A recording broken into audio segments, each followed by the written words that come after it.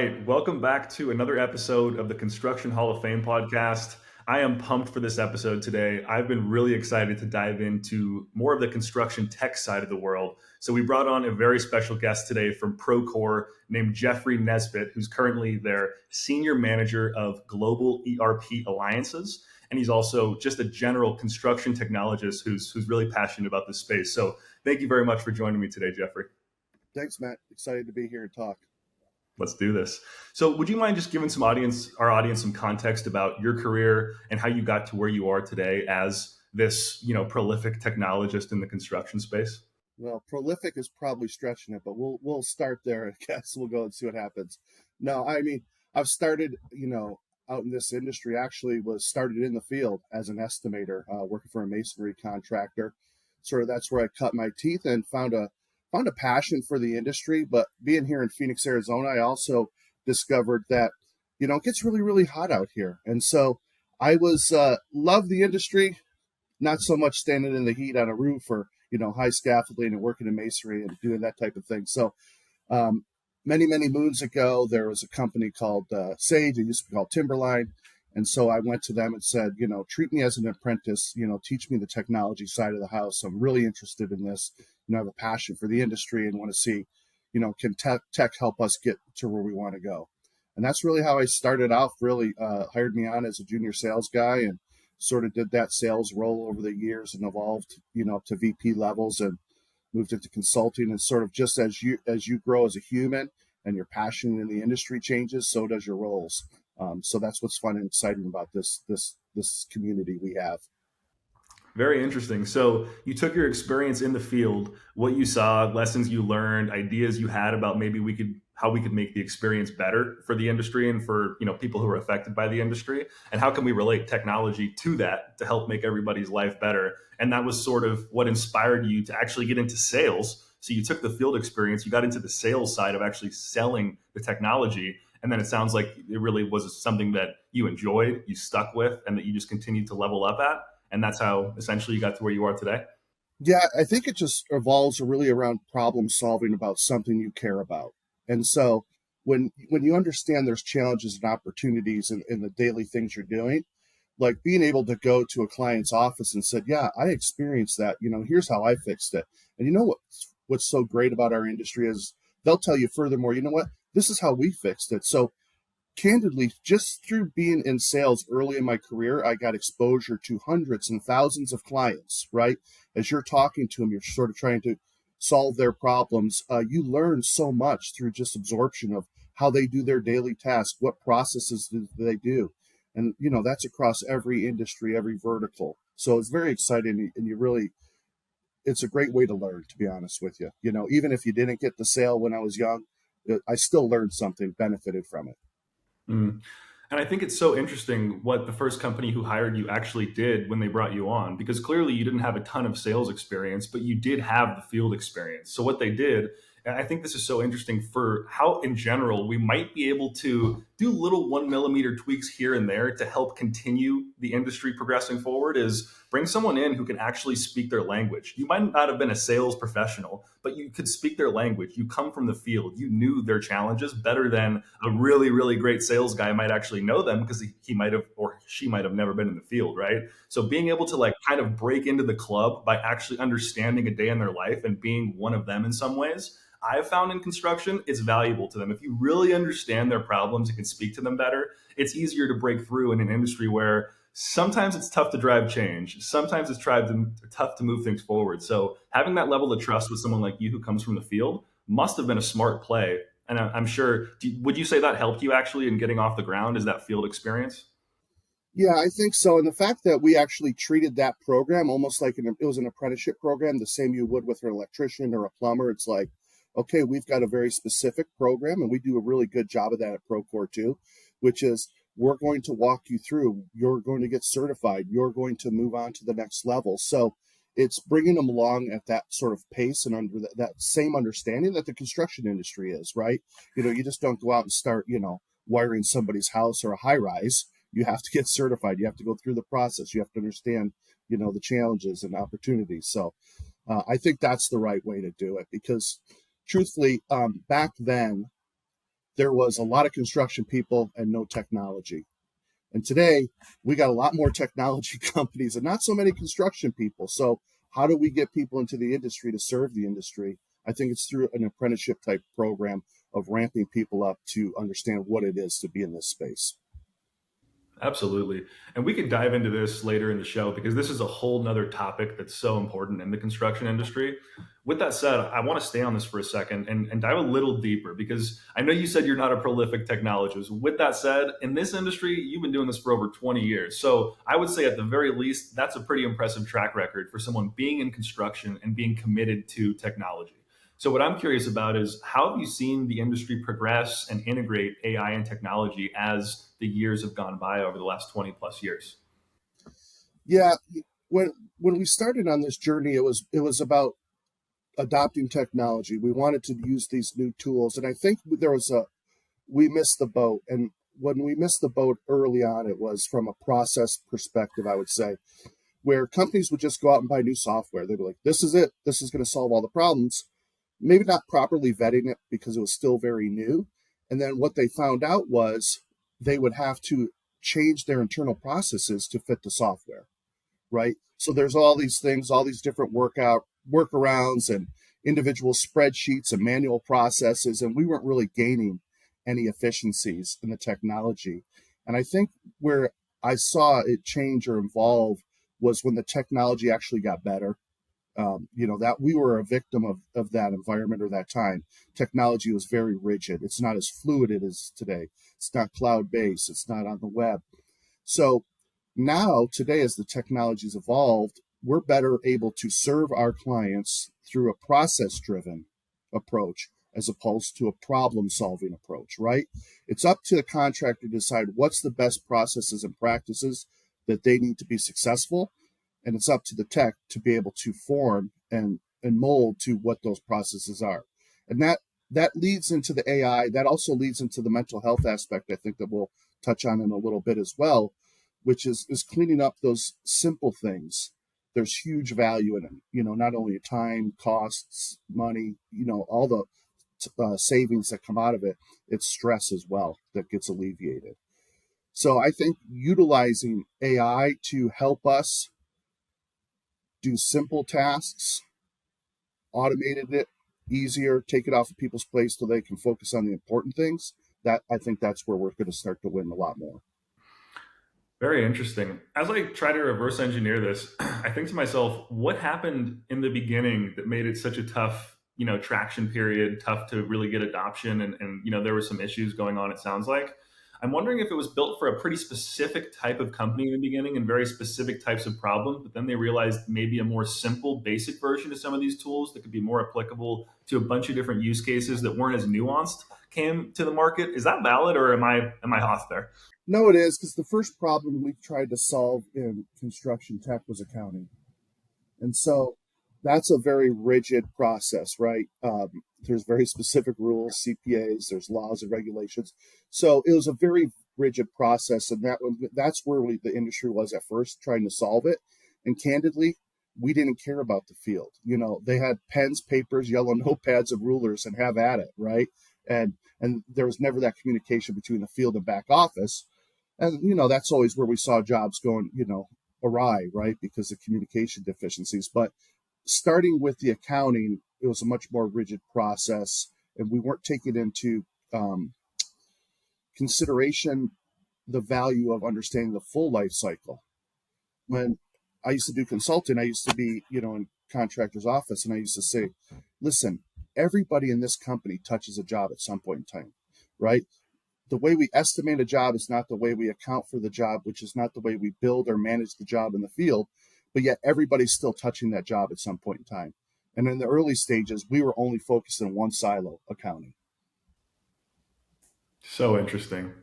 This is actually mind blowing for me because I heard a quote a while ago that was something along the lines of as AI was really just starting to pick up, it's that the software that's built, the technology that's built is really just a reflection of the humans, right? Like the people who built it, the people who coded it. And so if technology is a reflection of the people who coded it, then what happens when, we show up and we realize that the accounting systems and processes that we built weren't fit for the construction industry, weren't taking into, for example, account the different types of use cases that a construction accountant goes through, all the different curveballs and hurdles they go through versus an accountant in a different industry.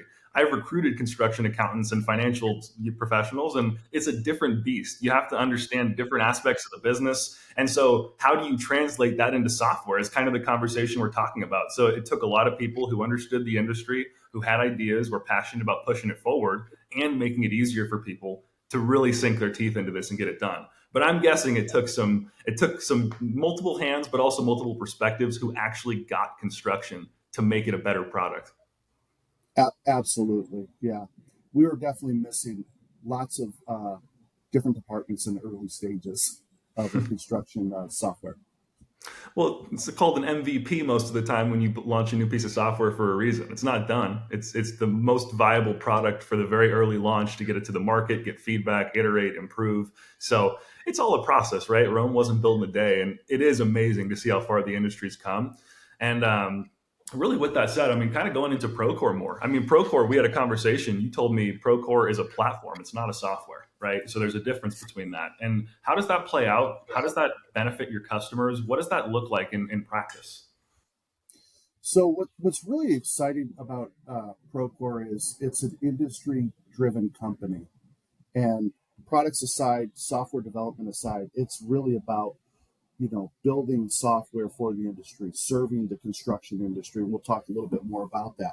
But when I say I call it a platform, that's really what it is. It's the Procore platform, and what that means is we have similar to an Apple, just to break it down simply, like an Apple iTunes or Google Play Store.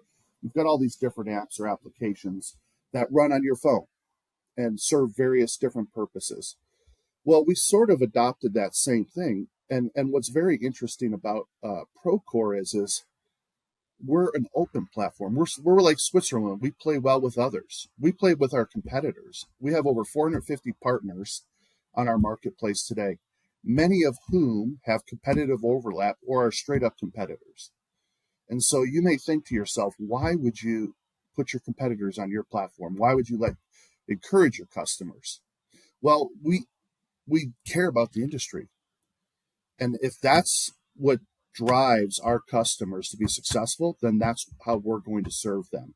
And if you want to use certain pieces of our application and you need another application to serve a different business division or something that maybe we're not doing today, we want to make it easy for you to do business, right? We want to integrate.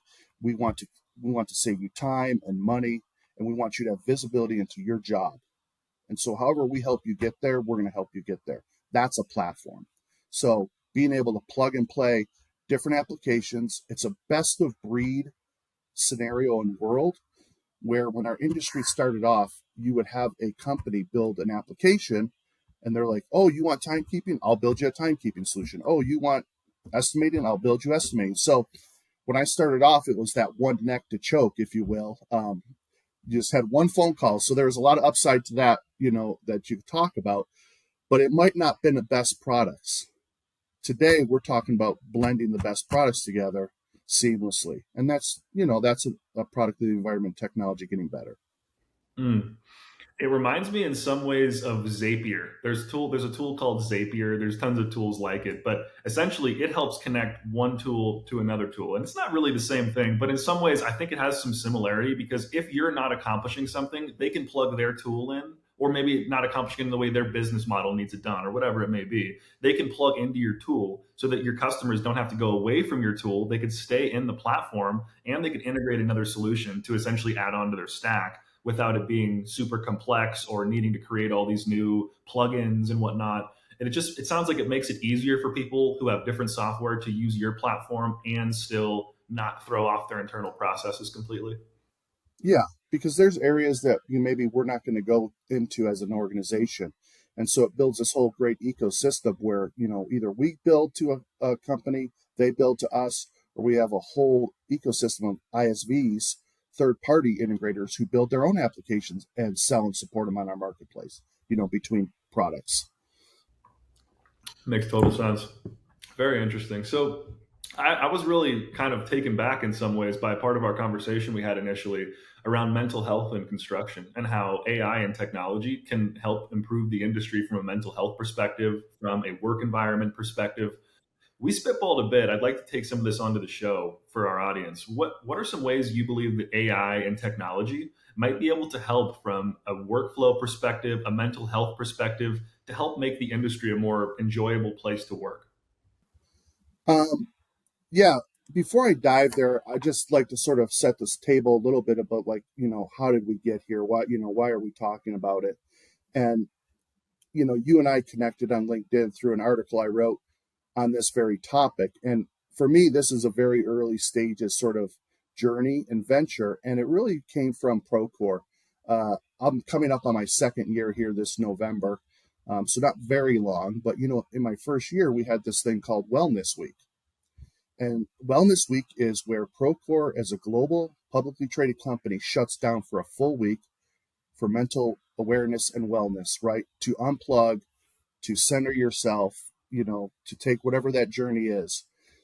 Being that I've been in the industry for 20 years plus, that's the first time I heard this. And I'll be very open with you. I was like, what are you talking about? Like, we've got stuff to get done. Like, we're just shutting down. I don't get it.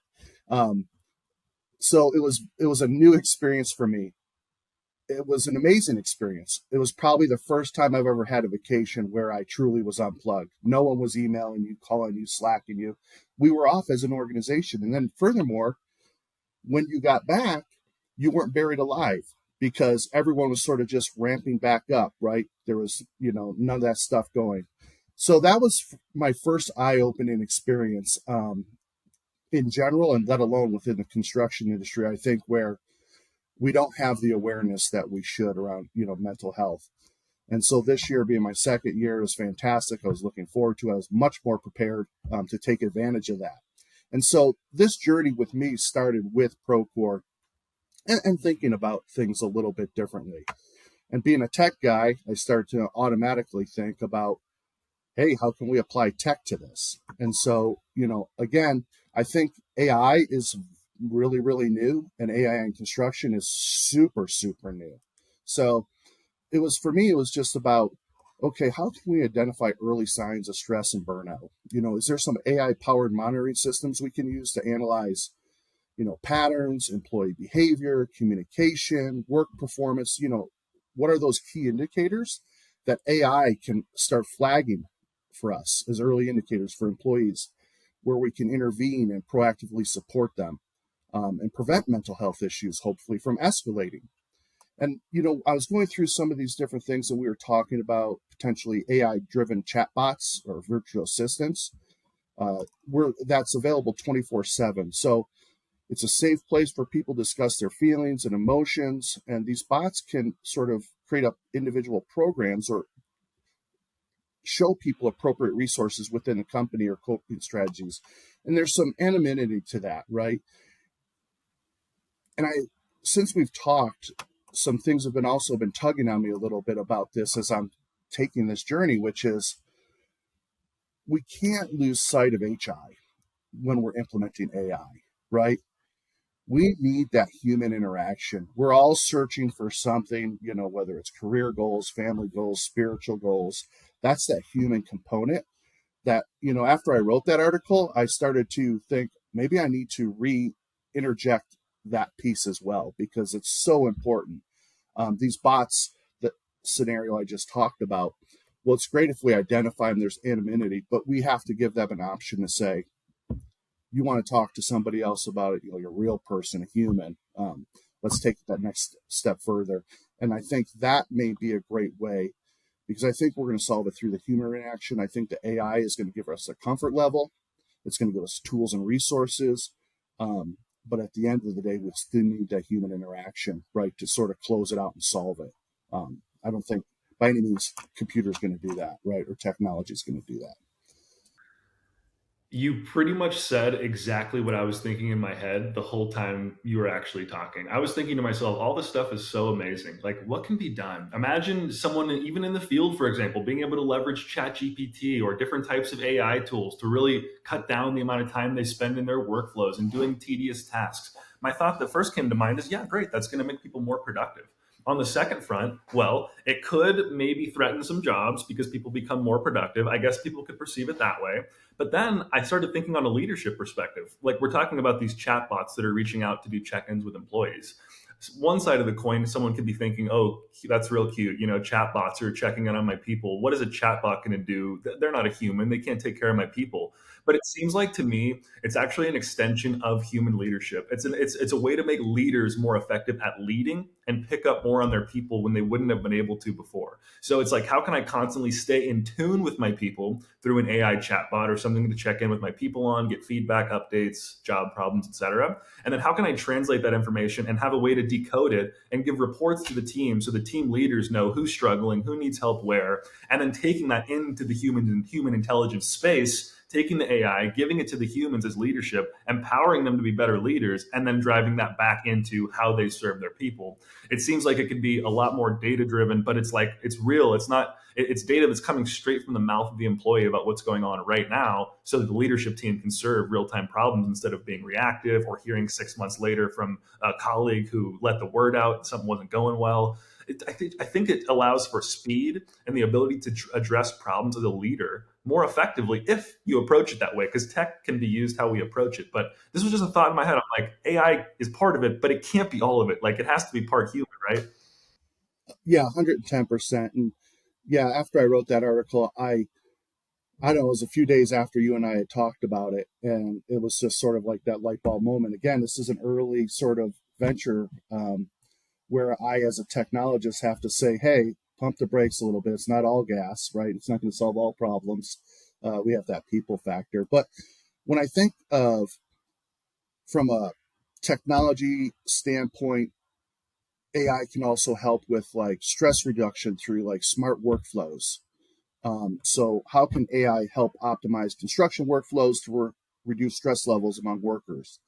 Right? Maybe there's a way AI is going to automate repetitive tasks, streamline processes, like we talked about, so our employees can focus on more fulfilling and less, you know, menial tasks, let's say, or aspects of their jobs, which leads to increased job satisfaction, which is always leads to improved mental well-being, right? If we're happy in our job, we're satisfied by what we're doing, that automatically elevates our mental health, our mental well-being.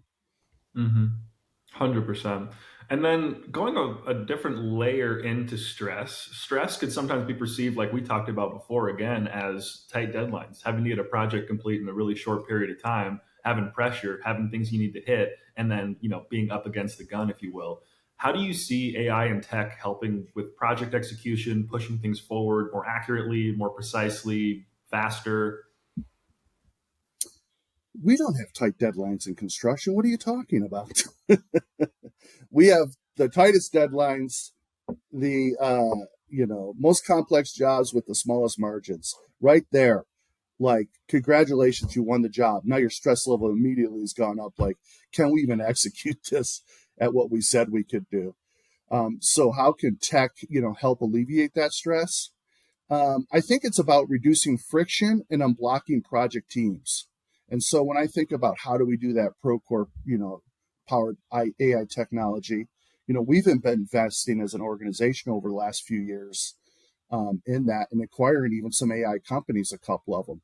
So, one area I see it is in automated area takeoff, right? Less time estimated, more time winning, right? Being able to use AI to read a plan, do an automatic takeoff, be able to help us put our bids together, and us to go back in then and spend our time more wisely, as opposed to, tracing and drawing and clicking on, how many windows and doors, to actually saying, what do we think we can do this at? So automated takeoff is now available, for different concrete, roofing, things like that. And it'll keep getting better, right?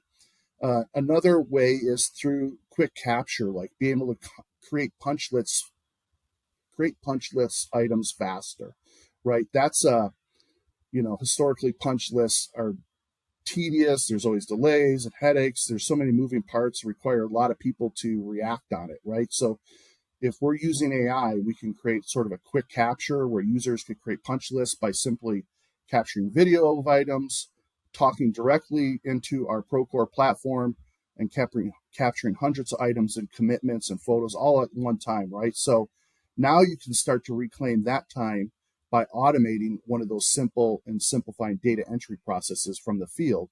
I think those types of things of streamlining, automating those simple tasks to free up our time helps alleviate stress, because we all get stressed out about, like, oh, I got to do this. And we push it off because it's tedious, it takes time, it's not easy to do. If we can automate some of those things, I think that's where we can win. Makes so much sense. And we've touched a bit on accounting so far, accounting use cases for this. We've talked about some estimating use cases. Are there any other places in terms of project execution, leadership, or really anything else in the construction world that you want people to know about that they might not know about in terms of valuable ways that they can leverage tech and AI in their workflow? Maybe how Procore incorporates that?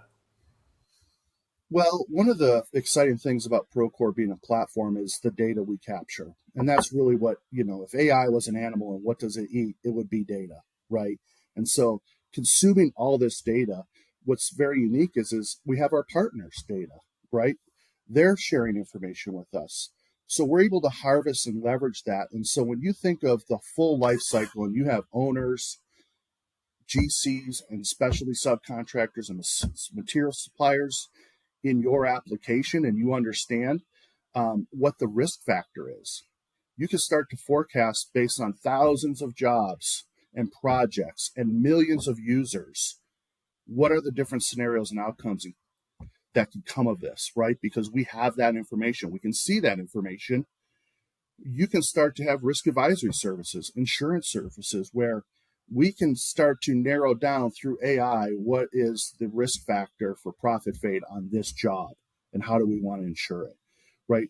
What are the safety obstacles and challenges that we've seen on other jobs, right? Because safety is a direct relation to mental health, right? So limiting that safety stress also helps with mental health. So being able to capture all that information and using AI and analytics to forecast that is crazy. It's mind blowing. And that's really what we're working on. And that's what we're seeing how it's being applied today. Whew, it really is pretty interesting to think for me about how this all plays out. It's like, when I think about big picture, what are people trying to accomplish with this? Well, we're trying to make things more efficient, right? And by make things more efficient, it's like, could take out parts of the process that were mundane or we were doing before manually, and let's find a way to automate that. And I think it's so interesting what we talked about earlier, combined with what you just said, thinking about what it is to blend humans with technology and really what the line is. Is the line whatever technology can do better than us or equally as good as us? Is like, where do we draw that line? And are we constantly, this might be a question people don't want to ask, but it could be a really valuable question for how the technology progresses, is are we trying to make it as effective as possible over time to take care of as much work off our plate as possible? And what will that eventually look like? How far does that push? Um, Kind of an interesting topic for me to think about. Yeah, and it could get a little scary, right? A little Star Trekky and things like that. Where, to me, that's a little scary. As a technologist, believe it or not, I really believe in the human interaction and human experience involved in everything we do. And so I really think of technology as a tool, and it's just another tool in the tool bag. It's a hammer, right? Let's use it as a hammer, whatever that may be, and still have that people aspect and component, because I'm sure you've seen the pictures or different things like of a building half finished and saying, hey, chat GTP, finish this building, right? There's only so much that it's going to be able to do. We still need people by far. And the truth is there's a shortage of people in our industry. So using AI to help alleviate the mundane tasks that we normally have to throw people at the problem, and we can't find those people, let's use it for that. And let's find the right people for the right jobs to do what AI can't do or technology can't do. 100%. That's really the thing for me is it's like it's a fleeting thought in the back of my mind as I watch ChatGPT do these amazing things for me that used to take so much time. But in reality, no matter what, I mean, this debate can go on forever. Who knows? Eventually, maybe years and years and years and years into the road, we will be mind blown at what things look like. And all the things we're Yeah. saying, ChatGPT won't do this, ChatGPT won't do that. Maybe they will do it. But right now, they're not finishing the building. They're not out there in the trenches working Yeah. and building our whole nation and our world. So to that point, I'm not trying to be like a fear, instill fear into the podcast guest. It's just Yeah. such an interesting topic. Time Yeah. in the It would world. have made high school a lot easier, that's for sure. But it wasn't available. True that. True that. And really, just to kind of cap this topic off a bit, we've been talking about some different use cases, some different construction tech and AI. You've seen a lot. Maybe it's hard to answer this question. What have you seen as like the most transformative or impactful piece of tech or software or AI that's hit the construction industry? I mean, it's so early with AI. I mean, I think it's just the predictive analytics and portfolio analytics that you can do um, to mitigate risk, because construction's all about risk and tight margins and deadlines, like we talked about. So, the more that you can harvest and forecast out, and foreseeing problems, unknown and known, and come up with solutions ahead of time. That's really where the win is in those analytics. Is sort of getting in front of the problem, knowing about it 6 months before it happens. Mm. So valuable. And part of me thinks about the people in this industry who are just now adopting Procore or who are just now getting onto the software side of things. And then the other people who haven't got there yet. And maybe they don't see the value in doing that, or maybe they've been overwhelmed or kind of scared to make some changes internally. What advice would you give to someone who is looking to adopt new technology but isn't quite sure why? Maybe it's partially like a pitch, right? Like it's your job, right? Is to help people adopt technology. So how do you get people in construction, which is a notoriously slow industry, to adopt technology, to get more open to this, and to invest in it to help build their company, their team, and really just to level up? Yeah, I mean, the quick answer, is if you don't, you won't be in business, right? That's the truth of it. But there has to be an underlying reason, and it's about solving a problem, right? Or an area that your company is floundering. It's understanding what is the problem we're trying to solve with technology. And I always encourage people, before you ever go shopping for anything, understand what it is you're trying to solve, and you sort of got to clean your own house first, if you will. It's that old Michael Jackson song, "Man in the Mirror." You have to look in the mirror first to see what are we doing to fix it ourselves. Do we have the right processes in place? Do we have the right people in the right areas? Are they doing the right things?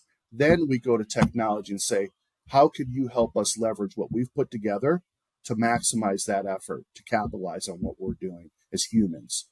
Um, Buying technology just to buy it, it's a recipe for failure every time. If you don't know why we're buying it or what we're trying to solve, don't buy it. Save your money, go on a vacation instead.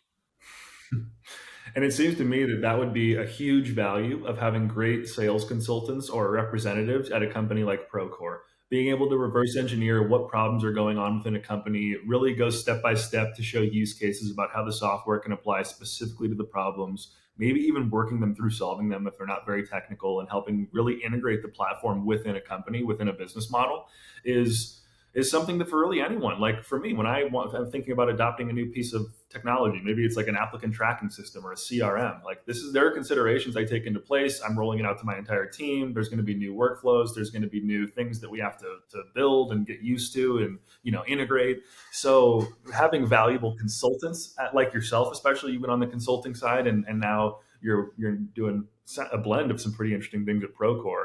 I mean, that's huge, right? Being able to educate people about products like these and shine lights on why it's valuable and how actually it's easier when you use it, although change can be a little bit hard sometimes, I think is so valuable for especially for the construction industry.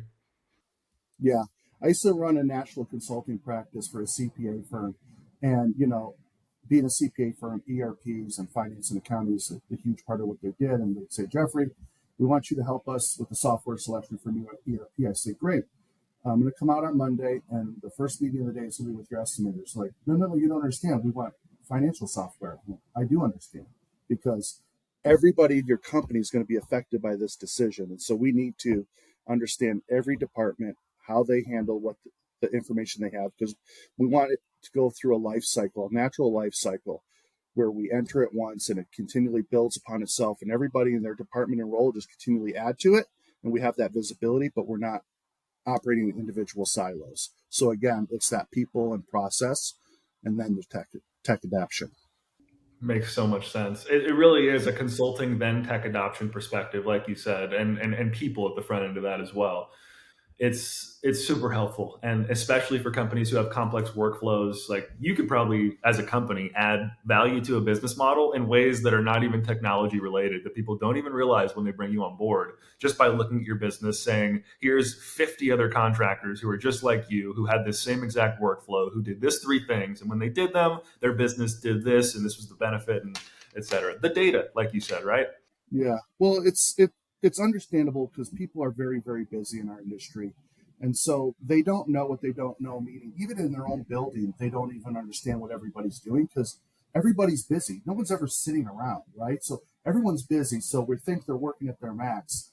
But I could tell you, I've gone into companies where a simple process like AP processing and approval would have 30 steps. Like 30 people would touch one invoice before it got paid.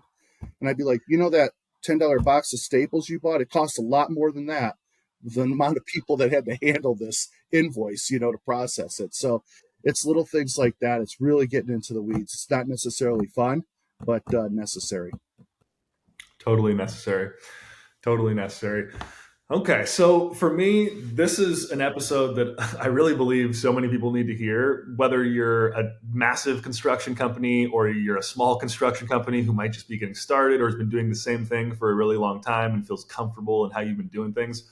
It's pretty interesting, actually. I represent one of the top GCs, ENR, like top 10 ENR contractors in the US from a recruiting perspective. And when I got to working with them, I learned that within the last year to 2 years, they just started implementing Procore like into like their company wide processes. And I was pretty at one point blown away. But the other part of me was like, well, they did it for so long. They're executing billions of dollars of work every year. Obviously, they were doing something right. They probably weren't completely broken or they wouldn't be in business. So, like, it just goes back to your point. What do they need? How does the tech apply to their business? Not every piece of tech applies to everyone, but how can you help it work for them, make their systems and processes better? And then maybe they'll slowly, in bite-sized chunks, keep taking in new stuff as they see it work. But just such an interesting perspective for people who might be thinking, is it about time for me to maybe invest in some new tech? Because if that's the case and you're a construction leader, then you might want to, I don't know, reach out to Jeffrey. Is that how this goes, Jeffrey? Who do people reach out They can start with me, and I'll point them to someone much smarter. to? Jeffrey, Mr. Modest, Mr. Modest. I love it. Okay, so really to cap the show, I always like to talk about two things. And the first of those two things is, if we're talking to someone who is just looking to enter the industry, they're passionate about construction, they're likely passionate about technology and how it can push the industry forward.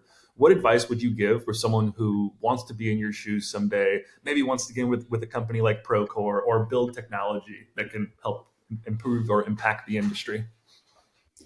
Well, if you're just getting into industry, listening is the most key thing. Just listening to the challenges and opportunities that contractors come into. I could speak to my perspective from coming from sales. It was a great learning experience to learn how people are winning and losing in construction and what they're doing. The other thing is be a ferocious reader, right? Get out there, start networking, following folks like yourself who are publishing articles, having podcasts, right? Get out there, get involved, and start networking. The old adage, it's not what you know, it's who you know, still has a lot of weight even today. So get connected, get invested in the market. Join associations, your local AGCs or your CFMAs or your different trade associations. Get invested, get involved, and partake.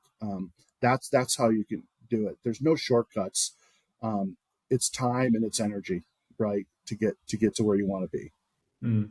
That's real right there for anybody watching. There's no reason to ever sugarcoat what it takes to become successful, I believe. And it's not easy to become the best of the best in most things, right? And that's just more like a general rule of thumb. But I love construction because you have the opportunity to learn from so many impactful leaders, people who have literally helped shape the country and these powerful companies that are doing such great work. So I mean, for me, I think it's interesting you touched on something that people should remember if they're earlier in their career. In my experience, talking with a lot of people who are professionals, is Rome wasn't built in a day.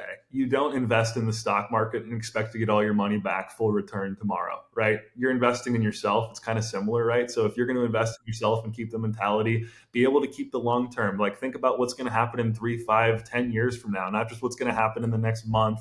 This is just career advice. I'm on the back of what I hear you saying that I think people could benefit from, especially in a time where instant gratification is so prevalent, right?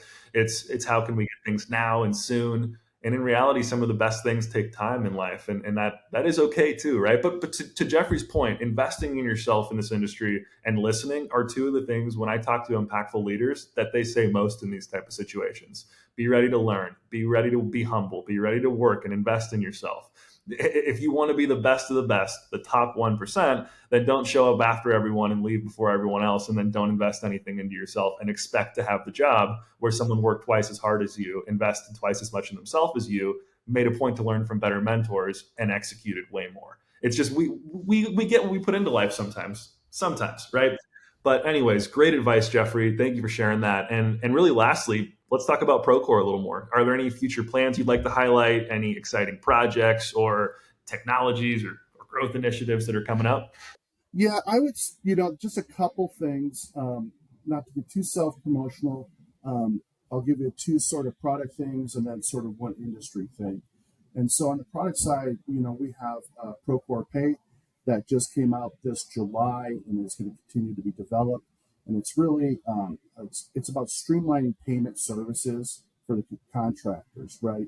When we look at specialty contractors, it could be 180 days, 120 days for them to get paid. So essentially, they're always funding their own jobs, and they can never take on more work because they just don't have the capital. So Procore Pay and within our platform is going to give the ability to the specialty subcontractors to be able to scale their business using our payment systems and financing to get to where they want to be as an organization. And I would say the other thing that we touched on a little bit was our risk advisory services that's launching. Because of all the information that we currently have today, we can provide some unique services around risk advisement and insurance reduction and cost savings there. So those are like sort of two really exciting things, and moving construction into the fintech space, which is probably a whole nother podcast. And again, some other folks smarter than me that could jump on, but definitely trends that you're going to want to look at. And then I would say going back to an industry perspective for Procore, and how we're sort of talking about the mental health and technology. At Procore, our vision is to improve the lives of everyone in construction. And so what's become increasingly clear is to further that vision, we have to address mental health in construction. It is a crisis today. And we've partnered up with the B1M podcast, Procore, to get construction talking. Because when we look at the highest suicide rates among occupational groups in the US and the UK are the construction sector. So this is a major topic that we need to address and talk about and figure out how we can get solved. And so we're working together with them. They've got over like 2.8 million YouTube subscribers, 24 million viewers. I mean, I'm sure you know who they are, and Fred Mills. Partnering with them and over 2 million users, we're hoping to drive home, the mental health and awareness to help our industry and our community to save lives candidly, right? That's what we're looking to do at the end of the day. So that's from an industry perspective of how do we give back, because it's not just about product, it's how do we serve our community and how do we give back, I would say is equally as important as an organization. Mm. Well, I truly believe one conversation at a time like this, one new strategic innovation at a time like this, on the back of a bunch of people who truly care about the industry, who truly want to make the industry a better place. And that's what we're all about right here. It's why you're on this podcast. You're passionate about this. You're building day in and day out with a really awesome team, it sounds like, as well over at Procore. So Jeffrey, thank you so much for joining me on the podcast today. Super valuable episode. I think this is going to be a fun one for people of a lot of different backgrounds in construction. And so, I guess as we cap off, is there anything else you'd like to share with the audience? Any final words or maybe a thought before you go? No, I say thank you. And if we're not connected on LinkedIn, let's get connected. Let's see how we can make this a better industry. just reach out to me. I'm always happy to have conversations. Amen. Well, thank you so much, Jeffrey. Thank you.